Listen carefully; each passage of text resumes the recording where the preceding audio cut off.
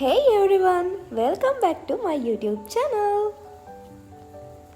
ඔන්න ඉතින් ආයි කාලෙකට පස්සේ තමයි මම බ්ලොග් එකක් අරගෙන ආවේ ඔයාලට. හැබැයි අද බ්ලොග් එකේ නම් තියෙන්නේ පාඩම් කරන විදිහවත් එහෙම නැත්නම් මයින්ඩ් එක රිලැක්ස් කරගන්න විදිහවත් ගැන නෙවෙයි. අද නම් තියෙන්නේ අපිට එක්සෑම් ඉවර වුණාට පස්සේ වැකේෂන් එකට ගියපු චූටි ට්‍රිප් එකක බ්ලොග් එකක්.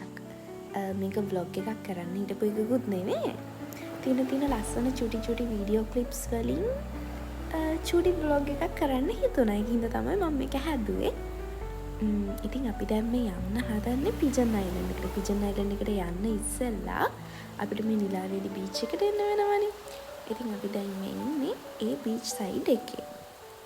ඊට පස්සේ අපිට තියෙනවා නිකන් විනාඩි 10ක විතර බෝට් රයිඩ් එකක්. මම ගොඩක් මාස වුණේ ඔය අස්සනට පේන බ්ලූ කලර් එක දිහා බලන් ඉන්න. මම හරි මාස කලර් එකක් තමයි බ්ලූ කලර් කියන්නේ. anyway දැන් ඉතින් කොහොම හරි අපි පිජන් අයිලන්ඩ් එකට ආවට පස්සේ ටික තමයි ඔයාලට චුටි ලස්සන කෑලි වලින් තියෙන්නේ. එක දිගට ලස්සනට පිළිවෙලට තියෙන vlog එකක් නන් නෙවෙයි මේක. චුටි වීඩියෝ ක්ලිප්ස් එකතු කරලා හදපු එකක්. ඒ view එකේ තියෙන ලස්සනත් එක්ක තමයි මට මේ vlog එක කරන්න හිතුනේ. සාමාන්‍යයෙන් අපිට නිකන් මයින්ඩ් එක රිලැක්ස් කරගන්න ටිකක් නිදහස් වෙන්න වගේ යන්න බලාපොරොත්තු වෙන තැනක් නම් ෆැමිලි එකත් එක්ක යන්න එහෙම නැත්නම් ෆැමිලිස් දෙක තුනක් එක්ක වගේ යන්න හොඳ තැනක් තමයි මම හිතන්නේ පිජන් අයිලන්ඩ් එක. ඒ වගේම ඩයිවිං වලට හොඳ ප්ලේස් එකක් තමයි මේක. ඒ වගේම තමයි මේ පිජන් අයිලන්ඩ් එකේ හැම තැනම බිම චූටි එක හැඩේ ලස්සන කොරල්ස් ගොඩාක් තියෙනවා. මං චූටි කාලේ බීච් ගියාම හරි මාසයි ඔය තියෙන එක හැඩවල කොරල්ස් ඇහිඳින්න.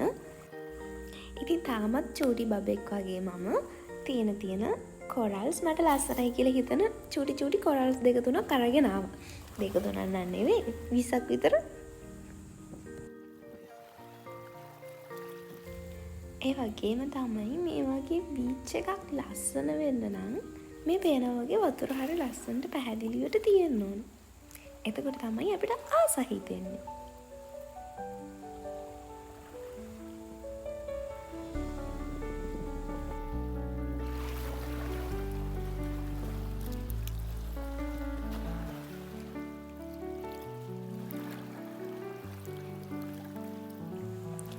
ඒ වගේම තමයි මේ බීච් එකේ තියෙන අර මාර ක්ලියර් පෙනුමත් එක්ක වටේ හැදිලා තියෙන එන්වයරන්මන්ට් එකත් එක්ක ඇත්තටම පිජන් අයිලන්ඩ් එක මාරම ලස්සනයි. මේ ඉන්නේ මට හම්බුණු යාළුවෙක් නෙමෙයි, මෙයාට තව යාළුවෝ ගොඩක් හිටියා. මේ මට හම්බුනේ මෙයාව.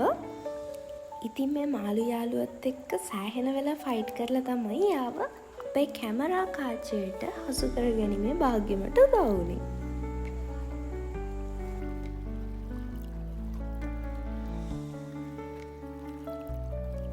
ඒ වගේම තමයි මේ චූටි තැන් වීඩියෝ කරන්න හේතුව තමයි අර ලොකු තැන්වල තියෙන ලස්සන වගේම මොකක්ද හැංගිච්ච ලස්සනක් මේ චූටි තැන්වල තියෙනවා කියලා මට හිතුණා.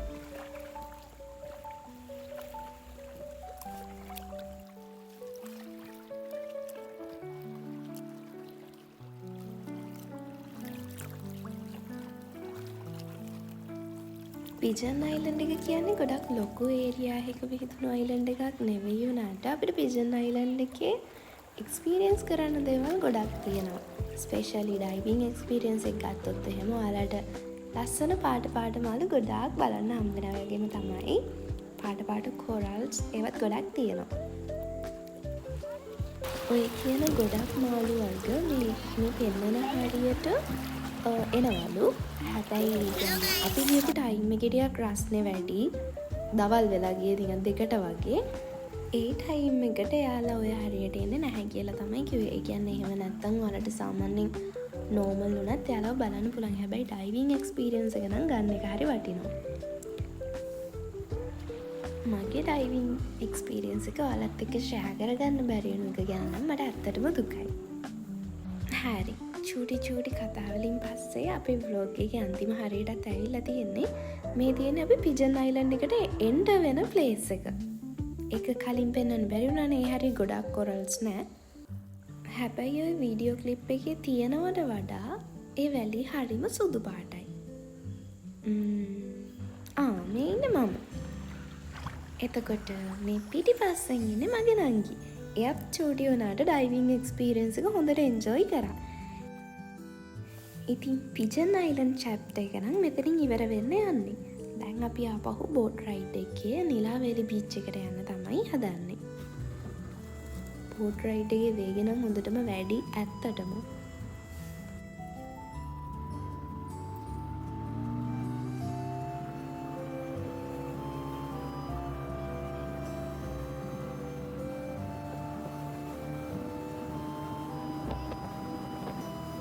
හරි අද vlog එකෙන් නම් මම ඔයාලත් එක්ක share කරගත්ත මගේ experience එක. ඉතින් thanks for watching. ආයෙත් study vlog එකකින් හම්බෙමු. එතකන් bye.